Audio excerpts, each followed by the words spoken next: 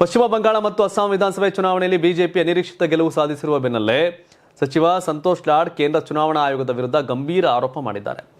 ಈ ಗೆಲುವು ಜನರ ಬೆಂಬಲದಿಂದ ಬಂದಿದ್ದಲ್ಲ, ಬದಲಿಗೆ ಕೇಂದ್ರ ಚುನಾವಣಾ ಆಯುಕ್ತ ಜ್ಞಾನೇಶ್ ಕುಮಾರ್ ಅವರ ಕೈಚಳಕದಿಂದ ಬಂದಿದೆ ಅಂತ ಅವರು ಆಕ್ರೋಶ ವ್ಯಕ್ತಪಡಿಸಿದ್ದಾರೆ. ಅಸ್ಸಾಂ ಚುನಾವಣೆಯಲ್ಲಿ ಜ್ಞಾನೇಶ್ ಕುಮಾರ್ ಅವರೇ ಮ್ಯಾನ್ ಆಫ್ ದಿ ಮ್ಯಾಚ್. ಪಶ್ಚಿಮ ಬಂಗಾಳದಲ್ಲಿ ವ್ಯವಸ್ಥಿತವಾಗಿ 90 ಲಕ್ಷ ಮತಗಳನ್ನು ಡಿಲೀಟ್ ಮಾಡಿ ಟಿಎಂಸಿಯನ್ನು ಸೋಲಿಸುವ ಸಂಚು ರೂಪಿಸಲಾಗಿದೆ. ಬಿಜೆಪಿ ತನ್ನ ಕೆಲಸದ ಮೇಲೆ ಮತ ಕೇಳುವ ಬದಲು ಚುನಾವಣಾ ಆಯುಕ್ತರ ಮೂಲಕ ವೋಟಿಂಗ್ ಮಾರ್ಜಿನ್ ಹೆಚ್ಚಿಸಿಕೊಂಡು ಗೆದ್ದಿದೆ ಅಂತ ಲಾಡ್ ಆರೋಪಿಸಿದರು. ಬಿಜೆಪಿಯವರಿಗೆ ತಾಕತ್ತಿದ್ರೆ ಮತದಾರರ ಪಟ್ಟಿಗೆ ಆಧಾರ್ ಕಾರ್ಡ್ ಲಿಂಕ್ ಮಾಡಲಿ, ಆಗ ನಿಮ್ಮ ಮೋಸದಾಟಕ್ಕೆ ಅಂತ್ಯ ಬೀಳುತ್ತೆ. ಪ್ರಧಾನಿ ಮೋದಿ ಅವರು ವಿಶ್ವಗುರು ಎನ್ನುತ್ತಾರಲ್ವೇ, ಇದಕ್ಕೆ ಒಂದು ಪರಿಹಾರ ಕಂಡುಹಿಡಿಯಲಿ ಅಂತ ಸಚಿವರು ಸವಾಲು ಹಾಕಿದರು. ತಮಿಳುನಾಡಲ್ಲಿ ನಟ ವಿಜಯ್ ಅವರ ಟಿವಿಕೆ ಪಕ್ಷದ ಸಾಧನೆಯನ್ನು ಅವರು ಶ್ಲಾಘಿಸಿದರು. ವಿಜಯ್ಗೆ ಶುಭವಾಗಲಿ, ಕೇವಲ 1 ವರ್ಷದಲ್ಲಿ ಅವರು 35% ಮತಗಳನ್ನು ಪಡೆದಿರೋದು ದೊಡ್ಡ ವಿಷಯ. ಅವರೊಂದಿಗೆ ಮೈತ್ರಿ ಮಾಡಿಕೊಳ್ಳುವ ಬಗ್ಗೆ ಕಾಂಗ್ರೆಸ್ ಹೈಕಮಾಂಡ್ ತೀರ್ಮಾನಿಸಲಿದೆ ಅಂತ ಹೇಳಿದರು.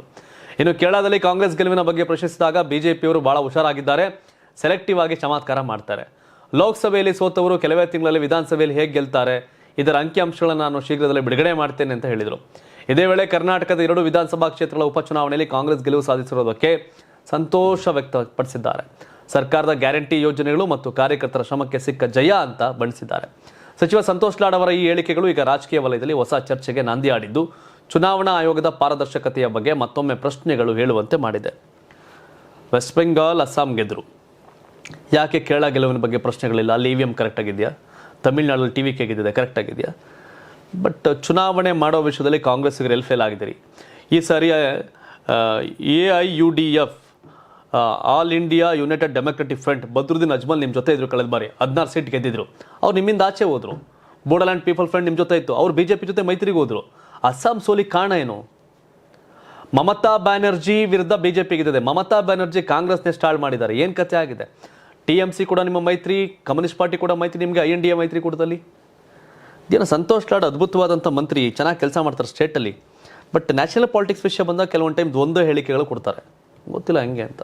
ಶೃಂಗೇರಿಯಲ್ಲಿ ನಡೆದ ಅಂಚೆ ಮತಗಳ ಮರು ಎಣಿಕೆಯಲ್ಲಿ ಬಿಜೆಪಿಯವರು ಕ್ರಿಮಿನಲ್ ಪಿತೂರಿ ಮಾಡಿ ವೋಟ್ ಚೋರಿ ಮಾಡಿದ್ದಾರೆ ಅಂತ ಖುದ್ದು ಮುಖ್ಯಮಂತ್ರಿ ಸಿದ್ದರಾಮಯ್ಯ ಅವರು ಗಂಭೀರ ಆರೋಪ ಮಾಡಿದರು. ಬೆಂಗಳೂರಿನಲ್ಲಿಂದು ಸುದ್ದಿಗೋಷ್ಠಿ ನಡೆಸಿ ಮಾತನಾಡಿದ ಅವರು ಬಿಜೆಪಿ ವಿರುದ್ಧ ವೋಟ್ ಚೋರಿ ಆರೋಪ ಹೊರಿಸಿದರು. ಕೋರ್ಟ್ ಆದೇಶದ ಮೇರೆಗೆ ಶೃಂಗೇರಿಯಲ್ಲಿ ಅಂಚೆ ಮತಗಳ ಮರು ಎಣಿಕೆ ಆಯಿತು. ರಾಜೇಗೌಡ ಕಳೆದ ವಿಧಾನಸಭೆಯಲ್ಲಿ 201 ಮತಗಳಿಂದ ಗೆದ್ದಿದ್ರು. ರಾಜೇಗೌಡಾಗ ಇವಿಎಂನಲ್ಲಿ 59,171 ಮತ, 569 ಅಂಚೆ ಮತಗಳು ಬಂದಿತ್ತು. ಜೀವರಾಜ್ಗೆ 58,970 ಇವಿಎಂ ಮತ, 692 ಮತ ಬಂದಿತ್ತು ಅಂಚೆ ಮತ. ಒಟ್ಟಾರೆ 201 ಮತದಿಂದ ರಾಜೇಗೌಡ ಗೆದ್ದಿದ್ರು. ಇವೆಲ್ಲವೂ ಮೌಲ್ಯಯುತ ಮತ ಅಂತ ಚುನಾವಣಾಧಿಕಾರಿಗಳು, ಚುನಾವಣಾ ಏಜೆಂಟ್, ರಿಟರ್ನಿಂಗ್ ಆಫೀಸರ್ಗಳು ಘೋಷಣೆ ಮಾಡಿದರು. ಘೋಷಣೆ ಆದಮೇಲೆ ಬಿಜೆಪಿ ಅಭ್ಯರ್ಥಿ ಜೀವರಾಜ್ ಚುನಾವಣಾ ಅಕ್ರಮ ಆಗಿದೆ ಅಂತ ಹೈಕೋರ್ಟ್ನಲ್ಲಿ ಮರು ಎಣಿಕೆಗೆ ಕೇಸ್ ಹಾಕಿದರು.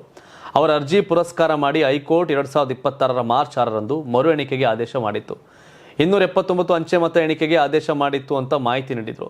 ಅದರಂತೆ ಮೇ 2ರಂದು ಮತ ಎಣಿಕೆ ನಡೆಯಿತು. ಮರು ಎಣಿಕೆಯಲ್ಲಿ 314 ಮತಗಳು ಮಾತ್ರ ವ್ಯಾಲಿಡ್ ಆಗುತ್ತದೆ. ಅದರಲ್ಲಿ 255 ಮತ ಇನ್ವ್ಯಾಲಿಡ್ ಆಯಿತು. ಯಾಕೆ ಆ ಮತ ಇನ್ವ್ಯಾಲಿಡ್ ಆಯಿತು? 2023ರಲ್ಲಿ ಜೀವರಾಜ್ 692 ಮತ ಬಿದ್ದಿತ್ತು. ಅವರು ಮರು ಎಣಿಕೆಯಲ್ಲಿ 690 ಮತ ಲಭಿಸಿದೆ. 2 ಮತ ಮಾತ್ರ ಕಡಿಮೆ ಆಗಿದೆ ಜೀವರಾಜ್ಗೆ. ಆದರೆ ರಾಜೇಗೌಡರಿಗೆ ಜಾಸ್ತಿ ಕಡಿಮೆ ಆಗಿದೆ. ಇದು ನೋಡಿದಾಗ ಗೊತ್ತಾಗುತ್ತೆ ಬಿಜೆಪಿಯವರು ಕ್ರಿಮಿನಲ್ ಪಿತೂರಿ ಮಾಡಿ ವೋಟ್ ಚೋರಿ ಮಾಡಿದ್ದಾರೆ ಅಂತ ಆರೋಪ ಮಾಡಿದ್ರು. ನಿಮ್ಮದೇ ಅಧಿಕಾರಿಗಳು, ನಿಮ್ಮದೇ ಸರ್ಕಾರ, ಅವ್ರು ಹೆಂಗೆ ವೋಟ್ ಚೋರಿ ಮಾಡೋಕ್ಕಾಗುತ್ತೆ? ಕನಿಷ್ಠವಾಗಿ ಲೆಕ್ಕಾಚಾರ.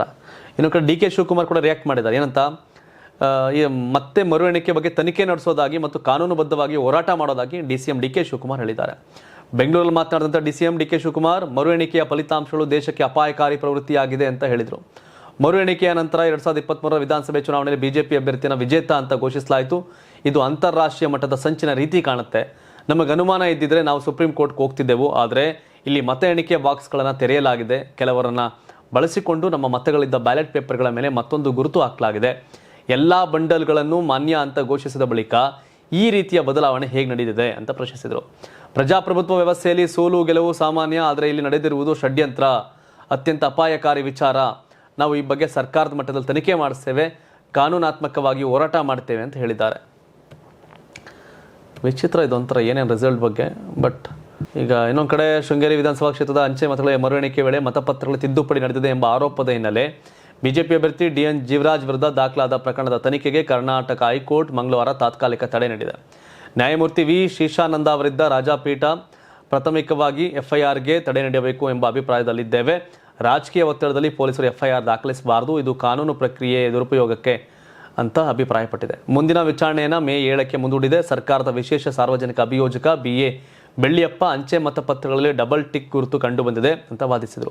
ಮರು ಎಣಿಕೆಗೆ ಮೊದಲು ಈ ಬಗ್ಗೆ ರಿಟರ್ನಿಂಗ್ ಅಧಿಕಾರಿಗೆ ದೂರು ನೀಡಲಾಗಿದ್ದರೂ ಕ್ರಮ ಕೈಗೊಳ್ಳಿಲ್ಲ ಅಂತ ಅವರು ಹೇಳಿದರು.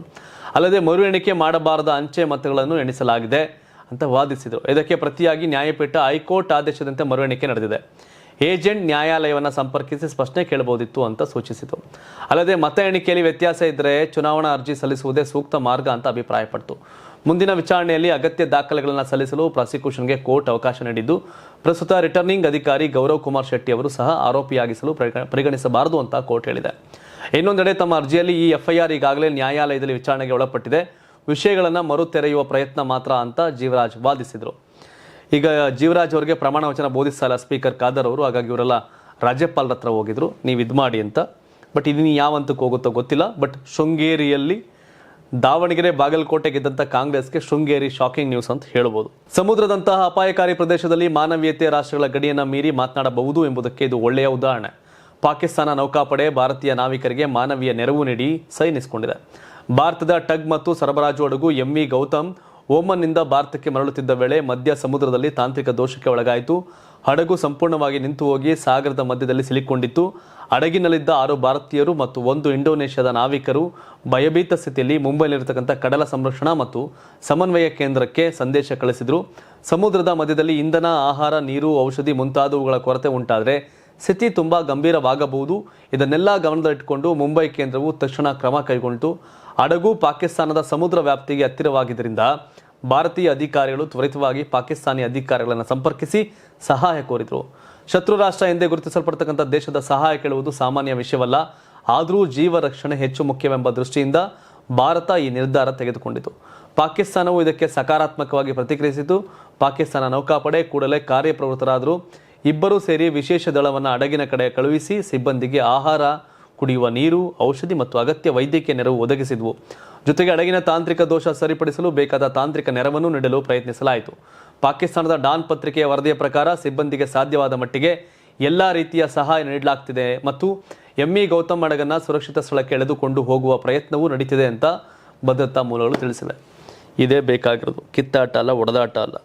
ನೀವು ಸಣ್ಣ ಆಗ್ಬೇಕಲ್ವಾ? ಅದು ಒಂದು ಉತ್ತಮ ಆಹಾರದಿಂದ ಸಣ್ಣ ಆಗ್ಬೇಕಲ್ವಾ? ಪ್ರತಿದಿನ ನಮ್ಮ ಜೀನಿ ಸ್ಲಿಮ್ನ ಯೂಸ್ ಮಾಡಿ ಯಾವುದೇ ಸೈಡ್ ಎಫೆಕ್ಟ್ ಇಲ್ದಂಗೆ ನೀವು ಸಣ್ಣ ಆಗ್ತೀರಾ.